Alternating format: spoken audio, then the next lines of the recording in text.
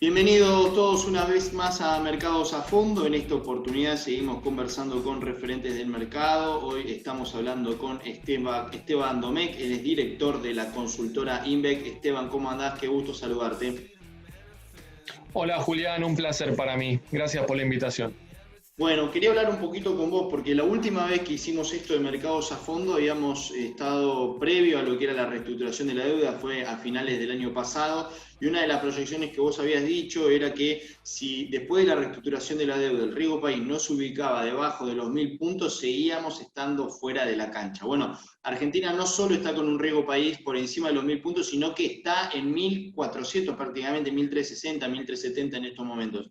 ¿Qué opinás de este nivel de riesgo país, contemplando un mundo de tasas en cero prácticamente en los países desarrollados y los países emergentes 4 o 5%, con riesgo país debajo del 300, 400, 500%? Bueno, Argentina 1.400. ¿Qué opinás? Bueno, yo creo que ahí se están conjugando dos o tres cuestiones. Argentina en este año tan especial, digamos, año pandémico en todo el mundo, logró la reestructuración de la deuda con los bonistas, con el sector privado. En ese sentido, todavía falta un lote de reestructuración que tiene que ver con organismos internacionales, principalmente el Fondo Monetario Internacional, que es lo que se está negociando ahora, con lo cual hay un frente financiero que no está completamente despejado. Y en el marco también diría un segundo tema de una economía que todavía arrastra importantes desequilibrios macroeconómicos, sobre todo en el frente fiscal. Y cuando uno piensa hacia adelante, el año 2021 y los próximos 5 años, todavía no está tan claro hacia dónde va la economía argentina y cómo va a resolver estos desequilibrios. Si bien la reestructuración de la deuda cumplió, creo que con su principal propósito, que era despejar el frente financiero con el sector privado, se corrió todos 5 años para adelante. Si hablamos en términos de sostenibilidad de la deuda, y esto tiene que ver con un resultado primario, con un crecimiento económico, con una tasa de interés, lo cierto es que esa sostenibilidad de la deuda todavía no está tan clara que esté. Y creo que de alguna manera, y a pesar de este contexto internacional súper líquido, donde la región tiene en riesgo país de 150, 200 y 250 puntos, hoy creo que los mercados siguen castigando a la Argentina porque de alguna manera sigue sin corregir esos problemas de fondo y pareciera que este corrimiento de todos los vencimientos no es suficiente. Ahora, y recientemente el ministro Guzmán tuvo que salir a emitir deuda al 16%. En un mundo como en el que estamos, ¿no? O sea, hay que hacer esfuerzos para rendir 16% en este mundo, ¿no? De extrema liquidez y de búsqueda de rendimiento por parte de los inversores casi en forma desesperada, que es una de las causas por las cuales suben tanto las acciones, porque el mundo de bonos no ofrece rendimiento. Bueno, Argentina rinde 16 en este contexto, ¿no? Sí, bueno, pero tiene que ver con lo que hablaba recién, digamos, son colocaciones puntuales para darle salida a algunos fondos que quedaron en Argentina y como lamentablemente la reestructuración de la deuda no le abrió las puertas al mercado, al gobierno nacional, digamos, de alguna manera se ve forzado a hacer tal vez eh, estos colocaciones, digamos, a tasas completamente irrisorias, totalmente fuera de esta realidad en este momento que nos toca vivir a nivel mundial, pero de alguna manera da cuenta de vuelta de una economía que arrastra muchos años y décadas de desequilibrios, de inconsistencias, de mala praxis, y hoy se quedó afuera de un contexto, digamos, de hiperliquidez mundial. Entonces, toda la región financió una crisis como la del coronavirus, una crisis realmente inédita, disruptiva, muy severa, muy profunda, que generó un daño en las cuentas fiscales, en las cuentas públicas muy importante en todos los emergentes. Bueno, como todos los emergentes venían haciendo la tarea, aprovecharon esta baja de tasas y este escenario de hiperliquidez, se fondearon y tomaron deuda al 2, 3 y 4%. Colombia incluso tomó deuda en moneda local al 6-7% a 30 años. Bueno, Argentina lamentablemente ese partido no lo puede jugar. Y eso de vuelta da cuenta de toda la historia de arrastre, de desequilibrios, mala praxis y problemas no resueltos. Ahora, en el corto plazo estamos viendo algunas variables financieras que han mejorado, ¿no? El dólar contado con liquidación cae casi un 22% desde el techo, la brecha cae debajo del 70%, habiendo tocado más de 130%. la salida de depósitos un poco se frenó, y el Banco Central acumula reservas pocas, muy pocas dado el contexto de represión financiera, pero sigue acumulando, ¿no? Entonces, en este último mes por lo menos, ¿qué te parece esta paz cambiaria o esta estabilidad cambiaria que estamos viendo de corto plazo? ¿Qué tan sostenible la ves?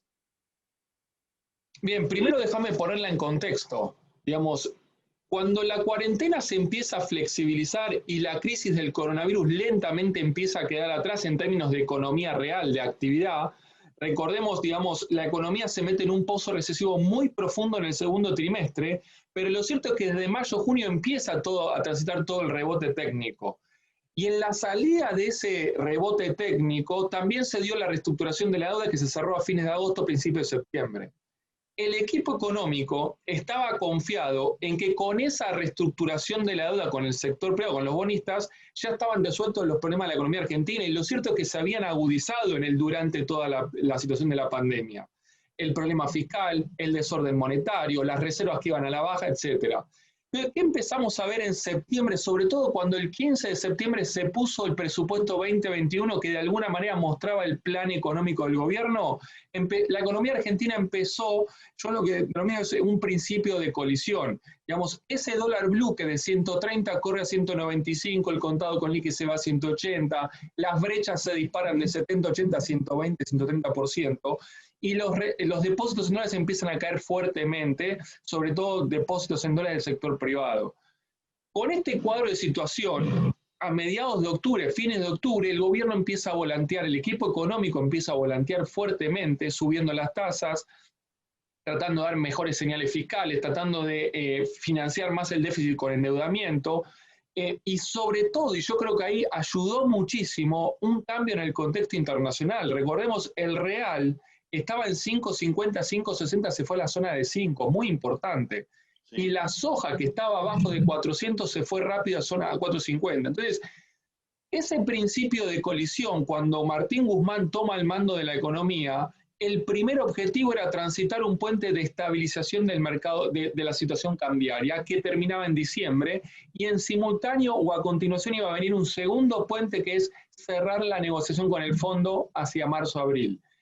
Estamos viendo en los últimos 30, 45 días que de alguna manera logró el equipo económico encauzar este primer puente de estabilización del frente cambiario. Desde mi punto de vista, con muchísimo esfuerzo, interviniendo a través del ANSES, del Banco Central, a través de las cuevas, vendiendo dólares, subiendo la tasa, y con este giro pseudo ortodoxo, digamos, logró que la brecha baje de 120, 130, 70, 80, que el luz se vaya a 150. Entonces tenemos una relativa estabilización cambiaria temporal. Desde mi punto de vista va a ser muy difícil de que se pueda sostener en la medida que el desequilibrio fiscal y monetario no se cierre.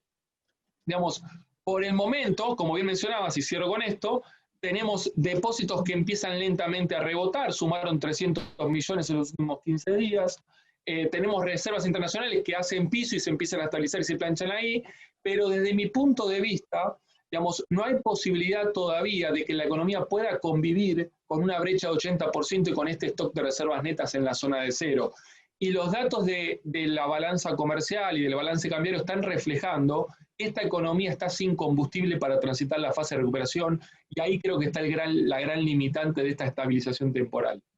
Ahora, mirando el año que viene, ¿no?, electoral, y sin señales de lo fiscal importantes, ¿qué tan débil ves este escenario en el contexto de que, bueno, la mayor señal que espera el mercado es la parte fiscal, quizás, ¿no? Digamos, todo lo que se emitió este año fue para sostener a la economía en medio de la crisis del coronavirus, pero en un año electoral, digamos, como que un poco parecen teclear las señales que da el gobierno desde el punto de vista fiscal, ¿no? ¿Qué percepción tenés vos de ese punto de vista? Y en paralelo también mirando lo que es la inflación, ¿no? Dada la emisión monetaria elevada para hacer el déficit fiscal, la inflación que eso de alguna manera imprime hacia el pass-through producto de la emisión, ¿no? ¿Cómo está viendo esta dinámica? Inflación, materia cambiaria e inflación para el año que viene. Mirá, este año 2020, en el marco de un año pandémico, la inflación en Argentina y en todo el mundo se vio a la baja, digamos. Esto tiene que ver con el tipo de crisis que atravesamos. Cuando uno se va a mayo, abril y mayo, la inflación en Argentina por mes era 1,5. De 1,5 nos fuimos a 2, a 2,5, a 3, 3,8, 3,2. Cuando vos ves el promedio móvil trimestral, lo cierto es que pasamos de una inflación de 20% anualizado en el segundo trimestre a una de 45%. Entonces tenemos un proceso de inflación al alza en Argentina, a pesar de que estamos con 3 grandes frenos de mano en todo el proceso de nominalidad. Uno es las tarifas. Digamos, y cuando uno ve los precios regulados en Argentina, interanual, ¿cuánto corren? Al 10, 12, 15%. Es uno de los frenos de mano de todo el proceso inflacionario. El segundo es el tipo de cambio. Este crawling peg, donde empalmaron la evolución del tipo de cambio, la inflación, de alguna manera en el interanual también te está desacelerando todo el proceso inflacionario, y después desde el otro lado del mostrador tenés toda la estrategia de precios cuidados, precios máximos, intervenciones, las telcos, etc. Cuando vos abrís este proceso inflacionario, digamos que se desacopla transitoriamente por estos frenos de manos de esta tremenda emisión monetaria, la Argentina está duplicando prácticamente la masa monetaria de la economía, todos los agregados, el M1, M2, M3, corren entre el 80 y el 90% interanual. De alguna manera, cuando uno abre esa inflación, tenés precios que corren al 50, al 60, al 70 y otros que están corriendo al 10, al 12. Desde mi punto de vista, el proceso inflacionario en Argentina está demasiado alto para la magnitud de los acontecimientos del COVID y para estos frenos de mano. ¿Cuál es el riesgo? En la medida que tu estrategia, esta estrategia de estabilización del frente cambiario, no tenga éxito, digamos, este freno de mano, que es la administración del tipo de cambio, va a ir soltando cada vez más inflación. Entonces, la perspectiva hacia el año que viene es una inflación de mínima, va a estar en la zona de 45, 50, que se condice con este promedio trimestral que estamos teniendo hoy. Y eso no es aceleración inflacionaria, es simplemente este año tuviste bajo porque tuviste el COVID. En Brasil de 5 se fue a 3, en Estados Unidos de 2,5 se fue a 1. Bueno, eso tiene que ver con la pandemia. En Argentina también jugó. Ahora, ¿qué nos espera en la salida del COVID? Que tenemos que estabilizar este desorden monetario que quedó en la economía. Y por eso es muy importante el tema fiscal y el tema de la deuda. Porque si vos no cerrás más aceleradamente el tema fiscal y vos seguís sin acceso a los mercados, vas a comprometer mucho más el frente monetario.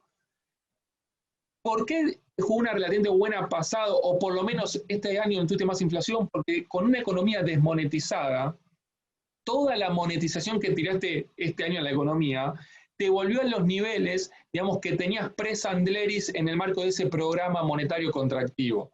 Ahora, hacia adelante, ¿qué margen tenés? Yo diría casi ninguno.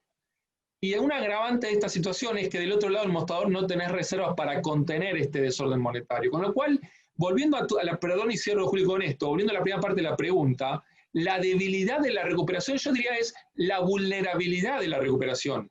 Que esa recuperación requiere de que vos no tengas un shock nominal, un episodio de disrupción cambiaria y aceleración inflacionaria, porque eso te licúa los ingresos, la economía ahí deja trunco el proceso de recuperación y tenés posibilidades incluso de entrar en una nueva fase recesiva. Ahora, hablaste un poco del tema de las reservas, ¿no? Hablando un poco del tema de la parte del balance del central, ¿no? Uno encuentra que tenés reservas líquidas negativas, netas en torno a los 2.000 millones, ¿no? Ha perdido fuertemente reservas. ¿Cómo ves la situación del Banco Central en estos próximos meses, o incluso en estos próximos años, en donde, bueno, digamos, faltan dólares en esta economía? Y por otro lado, el Banco Central se encuentra también ante la disyuntiva que ha enfrentado también la administración anterior en este contexto de si subir o no subir la tasa, porque eso también le genera un déficit fiscal al central. Entonces, por un lado tenés una pérdida de lo que son los activos, que es la caída de las reservas, y por otro lado una suba de lo que son los pasivos monetarios también, los remunerados y los no remunerados. ¿Cómo ves la hoja de balance del central y qué crees que debería hacer el año que viene para contener este desbalanceo patrimonial, digamos? Sí, cortito el tema de la tasa. La tasa en Argentina va para arriba. ¿Cuánto? Depende de dos cosas. De cuánto acelere la inflación, y eso va a depender de cuánto pueda contener estos frenos de mano el proceso inflacionario, número uno. Y dos, de cuánto el Banco Central quiera convalidar esa mayor inflación en términos de tasa de interés real. Vamos, hoy una tasa de interés real que en términos de plazo fijo te da negativo, pero si es muy negativo, si yo te digo, hoy tenés una economía sobremonetizada, ¿cuál es el riesgo? que si acá se te cae la demanda de dinero y estacionalmente en febrero y marzo tenemos ahí una situación importante, digamos, según mis cálculos, solo por una cuestión estacional tenés 1,5 puntos del PBI de desarme de demanda de dinero en febrero y marzo, y eso es un desafío y un obstáculo que tiene este programa. Digamos, pero no hay ningún espacio para que las tasas de interés no acompañen esta mayor nominalidad que va a soltar la economía. Y ahí tenemos un equilibrio muy delgado, muy finito que hay que respetar. ¿Cuál es el riesgo? Que se te caiga como se le cayó al gradualismo de Cambiemos en ese segundo trimestre del 2018, que nos comimos 10 puntos del PBI de demanda de dinero y el dólar multiplicó por 3.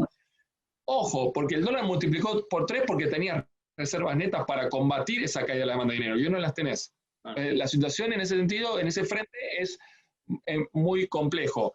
Y volviendo a la primera parte de la pregunta, el tema de stocks y flujos de dólares es la otra parte de este problema en el plano monetario cambiario, como bien mencionás. ¿Y eso dónde se origina? Primero en el comercio exterior. Digamos, hay algunos datos muy negativos que estamos viendo en los informes de intercambio comercial. Digamos, ¿qué tenés? Exportaciones cayendo en el promedio último trimestre 20% interanual. Importaciones prácticamente iguales, a pesar de que tenés una actividad económica 10% más abajo. Entonces, y acá yo creo que está uno de los grandes errores del programa económico que se implementó en diciembre del año pasado, es el esquema de desdoblamiento múltiple. Yo creo que el gobierno y el equipo económico se foco en el nivel de tipo de cambio real, y yo creo que ahí no está el gran problema, aunque lo podríamos discutir si este tipo de cambio real está bien o no. Porque la pregunta que le sigue es, ¿de qué tipo de cambio estamos hablando? ¿Del de la soja de 60 o del dólar a oro de 150? El gran problema es el esquema de desdoblamiento múltiple, y eso ya te está pasando factura en el comercio exterior en primer lugar. Segundo lugar, en el mercado de cambios. Entonces, cuando vos ves el balance cambiario del Banco Central, el ICA del INDEC ya se desacopla de lo que le deja la balanza de bienes al Banco Central. De 12 cae a 8. Ahora, el Banco Central tiene un problema porque la soja, para resumir, le deja 8, pero se le van 1.500 por servicios, 3.000 por intereses, 5.000 por pago de préstamos, más la formación de activos por otros 3.000 y pico. ¿Cuánto te da la cuenta en el año? Menos 5.000, menos 6.000. Ahí está el problema. Digamos, entonces, sí. No, te quería hacer, digamos, la última, ¿no? Porque obviamente el FMI debe tomar nota de todo esto.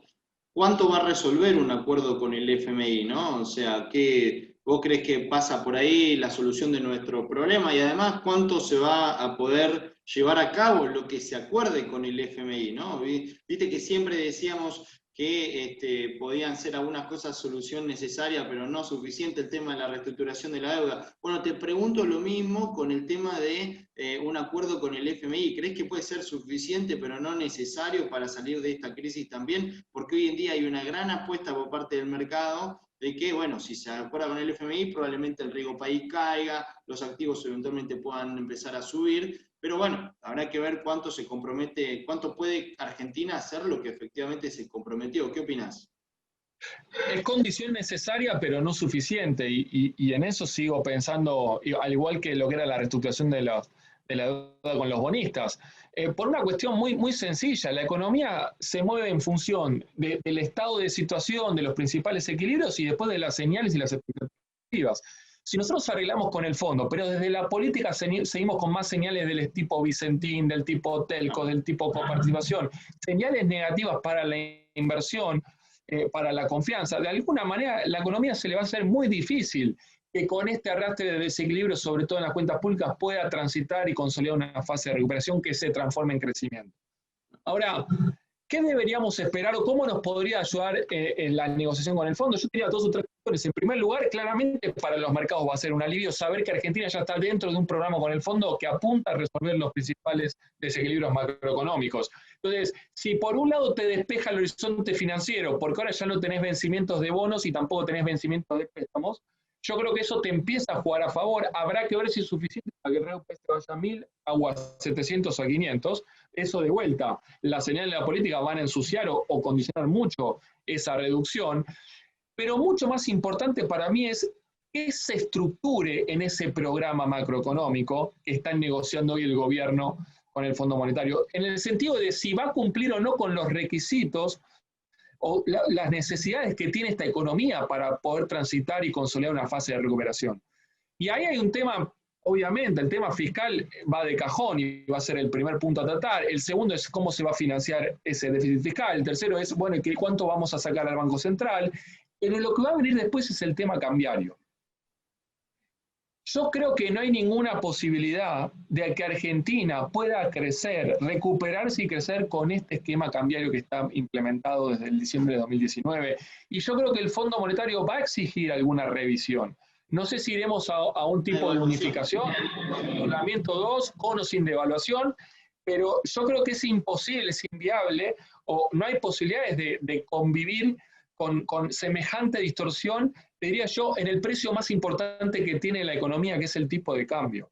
Entonces, cuando vamos a la pregunta que uno le hace constantemente es ¿cuánto va a estar el dólar? La pregunta que le sigue, ¿para qué dólar?